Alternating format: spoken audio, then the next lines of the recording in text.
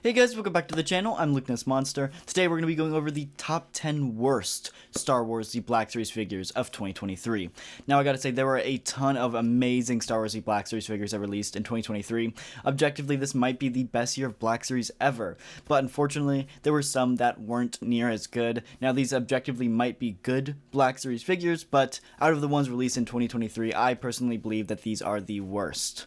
Now, granted, this is my personal opinion, you don't have to agree with it, and feel free to leave a comment down below what you think the top 10 worst of the year is, but let's go ahead and jump right into it.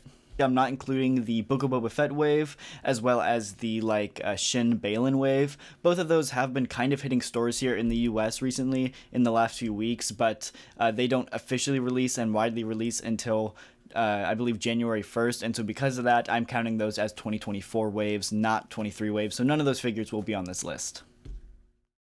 Right into the number 10 spot. This is, I guess, the best of the top 10, but coming in the number 10 spot, I had to give it to the Black Series Magna Guard. Now, this is one that I really tried to like and get over the problems, but it had a lot of problems. It had a lot of problems with the legs warping, as well as the balance and getting him to stand up correctly, as well as the staff, the electro pieces on the staff, only covered half of the staff, didn't go all the way around. And then the biggest problem definitely were the shoulder pads. They're really like flimsy plastic, and it kept falling off when you would barely touch it. Really frustrating, and due to these problems, it definitely made the worst list of the year. Now, is it one of the worst figures of the year?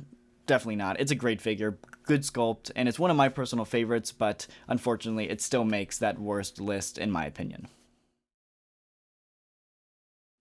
Coming in the number 9 spot, I gave it to Din Djarin, specifically the version of him in the Stormtrooper disguise.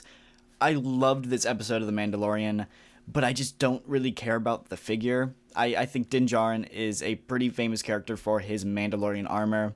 Obviously, he's the Mandalorian, and so I just don't think the Stormtrooper armor has enough significance for me to really warrant picking this figure up. It's on an old body with old articulation, so it's not even a new sculpt, and so because of that, it's just not, in my opinion, a super great figure. It's not bad by any means, but it's a good way to get a Pedro Pascal face sculpt, and that's really the main reason you would buy it. You're buying it for that Pedro Pascal head sculpt, not the actual figure. So, you know, not a bad figure, but still, in my opinion, in the top 10. I had to give it to Prisla. This is one that is, it should be a lot higher on this list, but it's purely saved by its looks.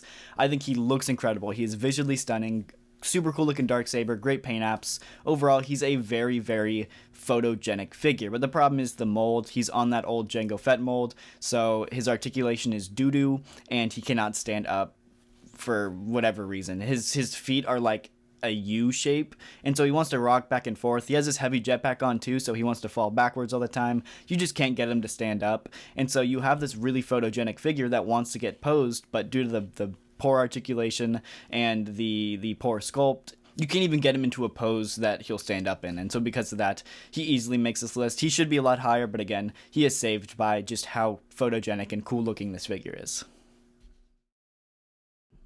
Coming in at the number 7 spot, I gave it to Gaming Greats General Grievous. This is a figure that, again, I had high hopes for, but it's the exact same mold as that original General Grievous, so nothing really special going on there sculpt-wise.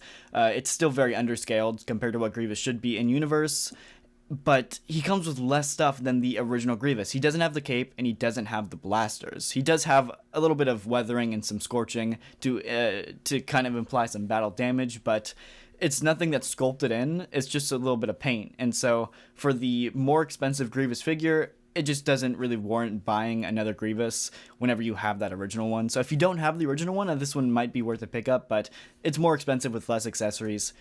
Not really my cup of tea.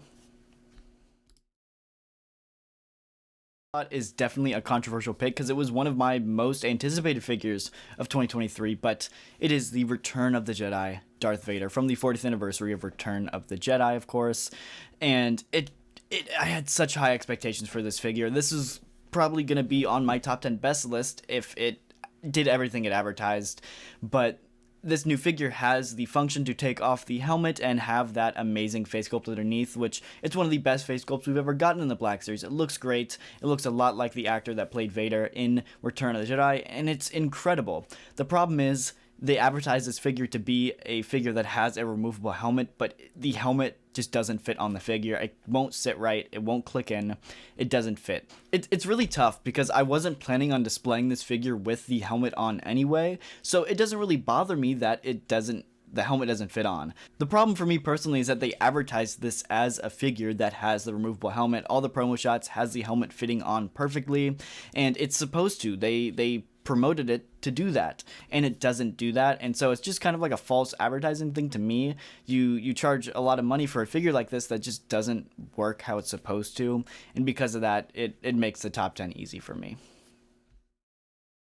Coming in at the number 5 spot, this one is a little interesting to me. I don't know how I feel about it, but I gave it to Moro. I really liked Morok's design in Ahsoka. I absolutely loved the look. It's like a knight armor almost, and I really love that. It's like a futuristic knight, and I really like how that looks. The problem is the Black Series figure is like way too rusty. It's almost like a gray color, and then it's covered in rust. And that's really not what we had in the show. In the show, it was almost like a matte black with a very light hint of rust. And so this one is just overpainted, in my opinion. It would look much better. You just spray it with a matte coat of paint, matte black, and it would look so much better. But it's just not really what we saw on screen. Now, I don't really blame Hasbro for this because I know they get different promotional images and different like concept art to work on for their figures. But somewhere in the design phase, this character changed, and Hasbro didn't have time to change that figure before releasing. So I don't really blame Hasbro for it, but it's not really what we saw on screen. So. Coming in at the number 4 spot, I gave it to Morgan Elsbeth. This is another figure that I don't necessarily think is a bad figure. Honestly, I think her face sculpt is incredible. One of the best face sculpts of 2023. I think the problem for me is it's a non-interesting character, kind of mixed in with with no accessories. And so you have a figure that doesn't really do anything but stand there, and then you don't give her any accessories to make her look cool. So for me, really, it's a lack of accessories. Like, you could have given her the Beskar spear, you could have given her some witch hands, or even the witch sword, and you didn't give her anything. And so if I'm paying $25, $26 for a figure, I do expect some accessories. And so because it doesn't come with anything, it's already a character that I don't find super interesting. So if you don't have those accessories to go with it, it just kind of looks bland on the shelf. So I think the sculpt-wise, paint-wise, and like face sculpt-wise, it looks great, but it still somehow finds a way to look boring on the shelf.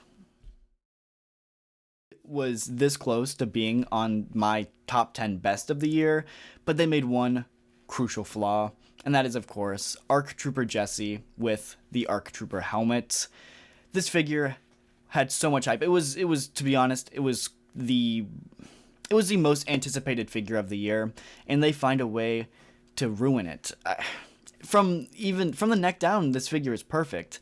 It's the fact that they use that ARC Trooper helmet, which is completely inaccurate. Jesse never has an ARC Trooper helmet, and it's really frustrating that they decided to use that ARC Trooper helmet. It does not look right, it looks wonky, and his design should have a standard Phase 2 helmet, which they already have the mold for. They don't have to make a new mold for this, just swap it for a Phase 2 helmet. It doesn't make any sense why they wouldn't do this to me. And to be honest, they did this with the TVC figure as well, and people got outraged. People were upset about it. And so it's one of those, if this was their first time doing it, I might give it a pass, but they've done it in the past, people got mad at it, and they decided to still do it again. And that's where it gets upsetting for me. So he is easily number 3 for me, and honestly, I wanted to put him higher, but the two above this, just, it's hard to put these two any lower. Number 2 spot, I gave it to Bix from Andor. This one might be controversial. I actually really liked Bix's character in the show, but figure-wise, she's just really boring. I mean, I like the little data pad she came with. It's a cool accessory, but she's just kind of wearing normal clothes. It's not anything super special, and for the most part, it's just a pretty mediocre figure in mediocre clothing. That's the big problem with the Andor line as a whole, not just Bix. I like the characters, but just the clothing and the outfits that they're in aren't Star Warsy enough for me to go out and buy the figure. And so because of that, I know Bix and a lot of the other Andor figures peg-warmed really hard this year. So yeah, I like Bix as a character, but the figure just for me was not worth picking up. Number 1 spot, this one is easily the worst figure of the year without even discussing it. It's horrible, and that is HK 87. This one is mostly a reuse of a mold they already had, and specifically, it looks like a prototype figure. It's missing so much paint. It's also the wrong color. This is like a bright red color, when in universe it is like a maroonish burgundy color. So I'm really confused what happened with the coloring of the figure. But then, of course, the paint is just like really missing. The entire head has like no paint on it. Like the visor's not painted. It looks like a prototype figure. Like they just forgot to paint it. But this is how it's supposed to be, and it just looks so wrong. I don't know what they were thinking putting this on the shelf, but it is genuinely horrible. And I think the other big problem is this one should have, I believe, a staff in universe, and they gave him a blaster. I'm not too upset about it because, again, this is probably comes down to the production of Lucasfilm themselves not giving Hasbro the information they need to put out the right figure. But still, it's one of those where in this show it has a staff. I'd like him to have a staff as well. Anyway, in my personal opinion, that was the top 10 worst figures of 2023. Let me know down in the comments what you guys think. I think this is a pretty agreeable list, but I know everybody has different opinions, so let me know down in the comments. I'd love to know your thoughts. And that is going to do it for this episode. So make sure to go down, hit the like button, subscribe, and I'll see y'all in the next video. Thank you so much for watching.